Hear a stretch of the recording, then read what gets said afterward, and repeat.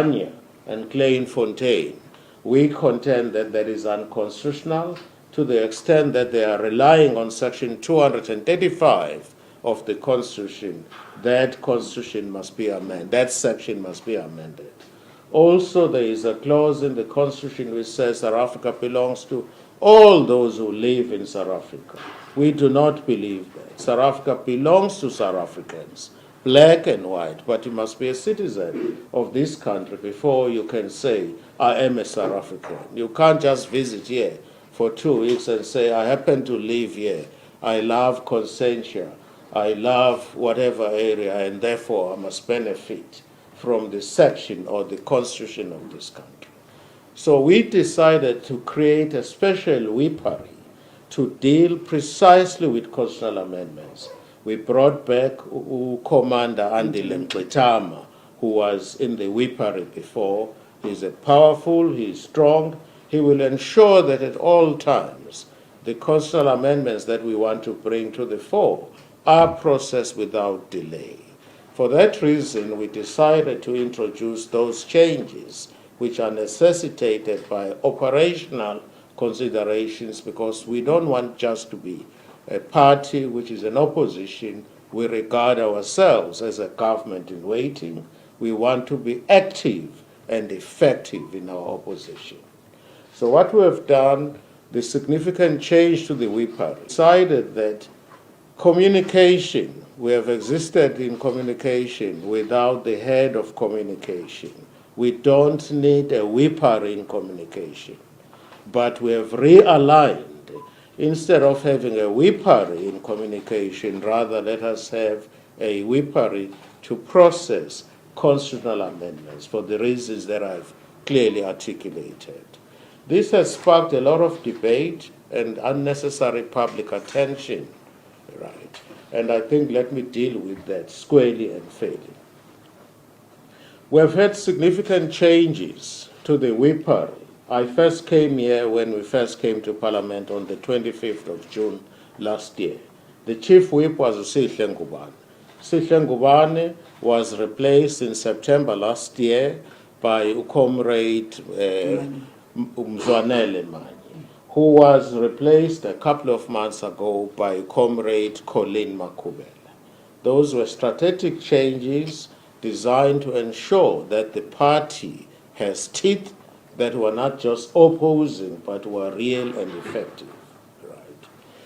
When Commander Manyi was the chief whip, he made quite a lot of changes to the whippery, one of which was that uNhlamulo Ndhlela ceased to be a whip. The other one, uMsezane, was a whip, he ceased to be a whip. uCarol was also a whip, she ceased to be a whip. We accommodated the CEOs, as they are affectionately known, uGama, uMolife, and uMontana, as well as uManyi himself, because we recognize their talent. It was never international news. It wasn't headlines that the MK party is falling apart. This is the first time ever when there is a change made to the whippery, it hits headlines. We don't understand why. We don't understand why. For that reason, let me also explain.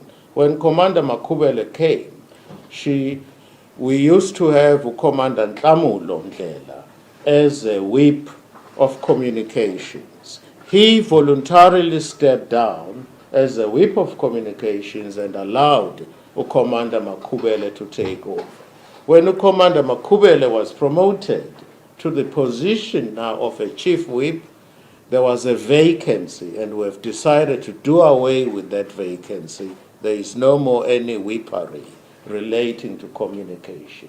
It's a strategic change, and it's an administrative change. It's not a caucus issue. It's not a caucus issue. It's an administrative change which we made in consultation with the president of uMkhonto weSizwe party. He is well aware of those changes.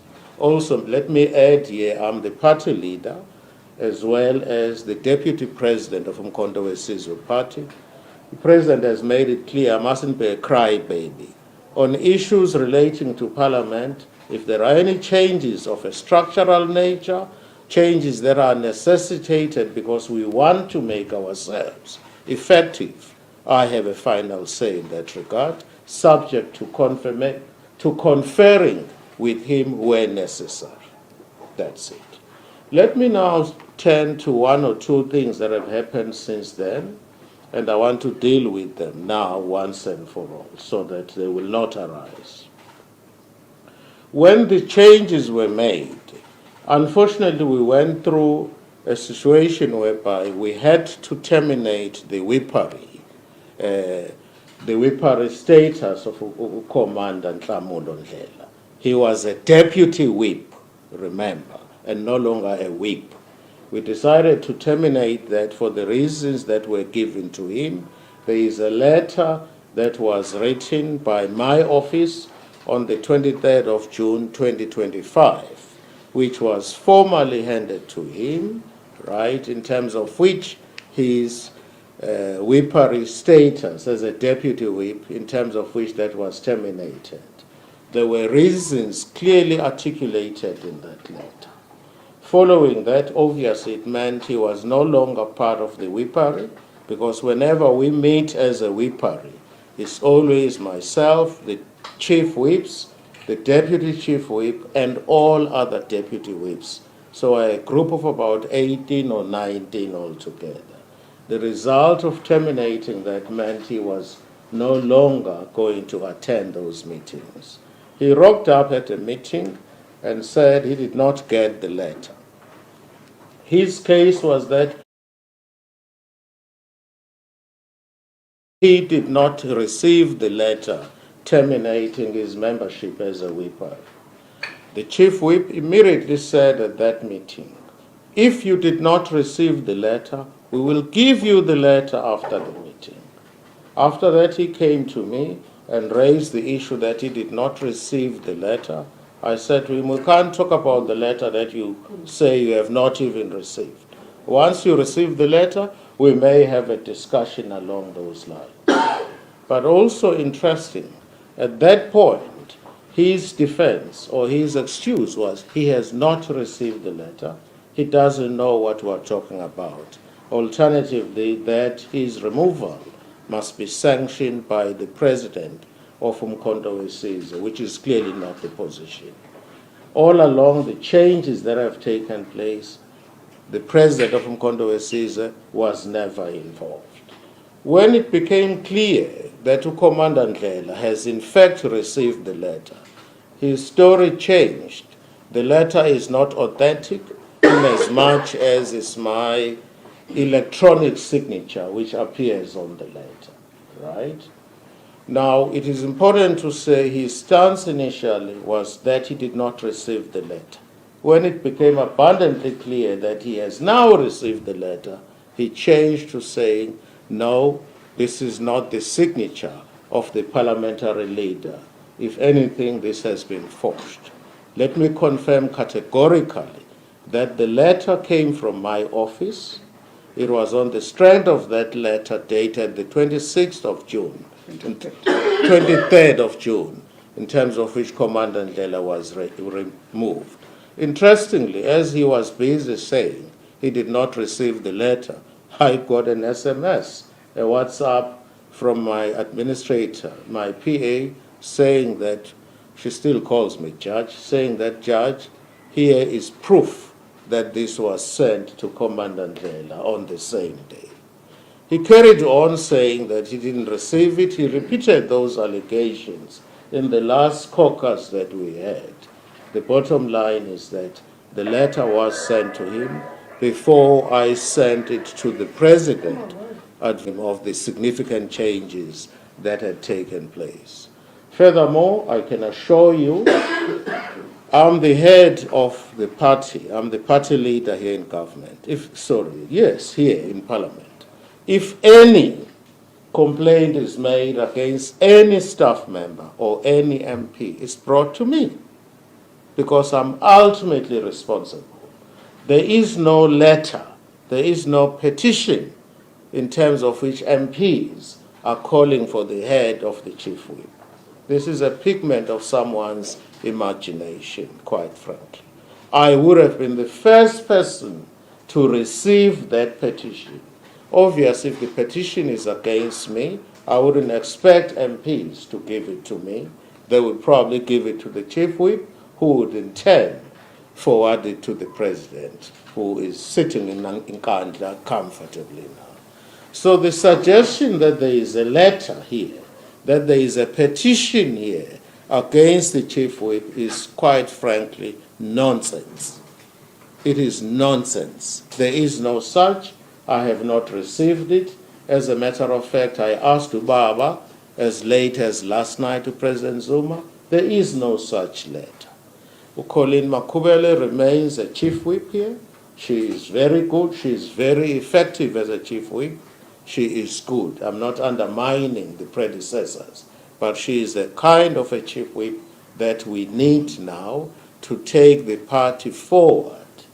I confirm, therefore, categorically that there is no petition against the chief whip.